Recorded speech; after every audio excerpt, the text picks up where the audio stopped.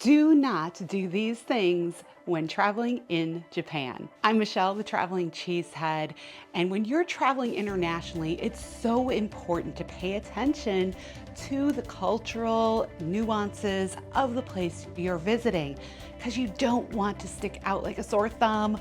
You don't want to be that quintessential tourist. You want to be a traveler.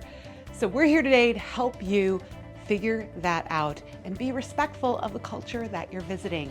Japan in particular is made up of rule followers, more so than most nations that I've visited. Because of that, there are some things that you need to be aware of when traveling so you can be respectful to the culture and kind of look like you know what's going on. First and foremost, do not be late. Now, this is a common thing in a lot of countries, especially in Europe with the train systems and things like that, but it is no more prevalent than it is in Japan. When a train says it is departing at 2:32 p.m., you better believe it is leaving at 2:32 p.m. So much so that the conductors stand on the platform looking at their watch to time it out exactly for departure. Now, this means that it's very efficient, but it also means if you get lost and you're running late, you are out of luck. Good news is there's so many trains in Japan, it's usually easier to schedule for a later departure. Now, when you are on those trains, it is very quiet. This includes the subway, the buses, and the Shinkansen if you are taking a longer journey. People do not speak loudly. They are quiet, usually absorbed in their phones or their digital devices. This means that as a traveler, you need to be respectful of that. Don't go on that bus being all kinds of crazy. Don't be on the train talking loudly with your friends, even if you're excited about what you're seeing around you as you're coming to the different stations. Remember to be mindful and follow what the locals are doing, which is being quiet. Now, no doubt while you are out and about exploring the great cities of Japan like Tokyo, Kyoto, Osaka, and others, you're probably going to want to pick up some of the street food, convenience store food, because it is so good. But do not walk and eat. You need to stop wherever you are and eat whatever it is where you are. Unlike North America and other countries where it's a little bit more acceptable to kind of eat on the go and take nibbles and bites as you go, in Japan it's not. It's really frowned upon to be walking along and eating a hot dog just as a snack. It's not okay. It's also not okay on that public transportation for the most part. If you're doing a longer journey, that's a separate scenario. But if you are on local trains, you're doing the subway, getting around the city, or you're just walking from point to point, stop, eat where you are, and then continue on. Now, when you are eating out, here in North America, it is very common to tip your server or leave a tip for the wait staff. That is not prevalent in Japan, so much so that if you leave some extra change at your booth, they are likely to chase after you thinking that you forgot your money. So how can you show your appreciation to tour guides, to drivers, and things of that nature? Great question. While we were visiting Tokyo, one of the days we took a Tokyo free guide. Now, to show our appreciation, we purchased lunch for them. That was enough of a token of appreciation. If you are going on a private tour or you're going to have a private tour guide at any point in your trip and you want to show your appreciation to them, they really appreciate gifts from your hometown or from your home country, things that they typically cannot get in Japan. And it doesn't have to be expensive, just something small. Like when we visited friends, we brought them an array of American chocolates and brands that they don't normally get in Japan. So we brought them an assortment of that. And they were tickled pink because they don't get it there. So those are the types of things that you can do, is bring a small gift that is more meaningful to express your appreciation. Don't leave cash tips.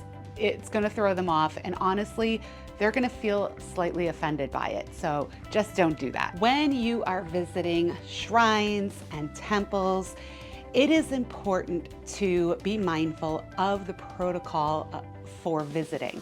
Now, for the most part, all of the Japanese temples and shrines are very welcoming to foreign tourists. They're used to us being there and wanting to understand and appreciate their culture.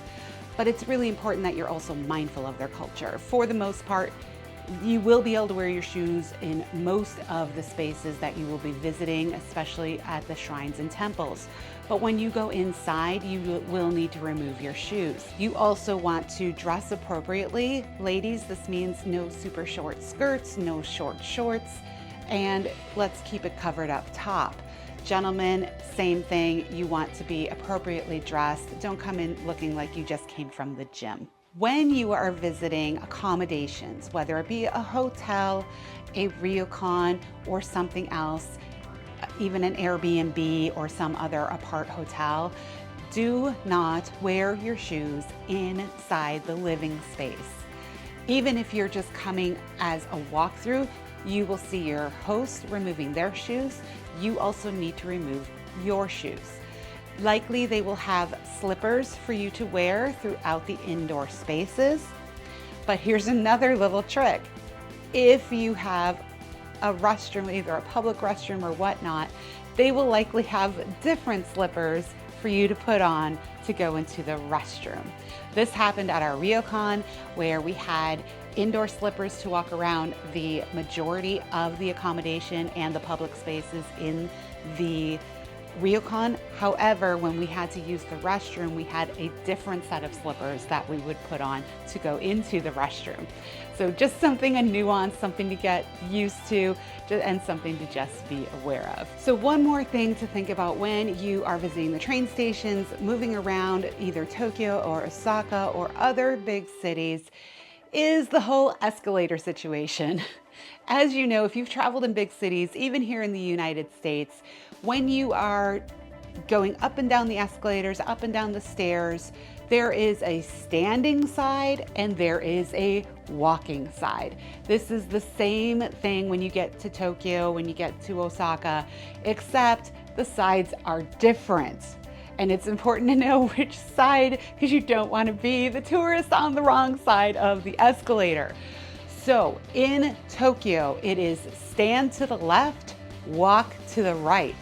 In Osaka, it is stand to the right, walk to the left. And finally, I know when you are traveling to a new country, I'm the same way. You've been dreaming about getting some of these pictures or videos, capturing that you were at that spot and being able to post it on your Instagram or wherever you are going to post it in social media. But you need to be respectful of the other people. This is not a place where you're like jamming in and trying to grab a picture without any appreciation for the people around you. Generally speaking, you want to work together with your fellow tourists. This may mean that you're going to line up for a long time waiting for that picture if it's that important to you. But you also need to be respectful of the locals, especially certain spots that's been in the news recently of the Lawson with the shot of Mount Fuji in the back. You just need to be respectful. They're actually building a wall there now because tourists have been so disruptive to the local community. Please don't be that tourist. If you need to get a certain picture because you've been dreaming about it, then do it at an off time. Do it when other people aren't there, and be super respectful and aware of your surroundings so that you're not displacing the locals.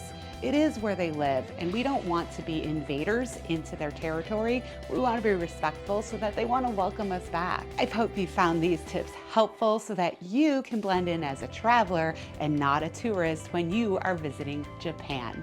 If I've missed anything that you think I should have included, put it in the comments below. And let me know when you are traveling to Japan. I'd be happy to help you plan your perfect adventure.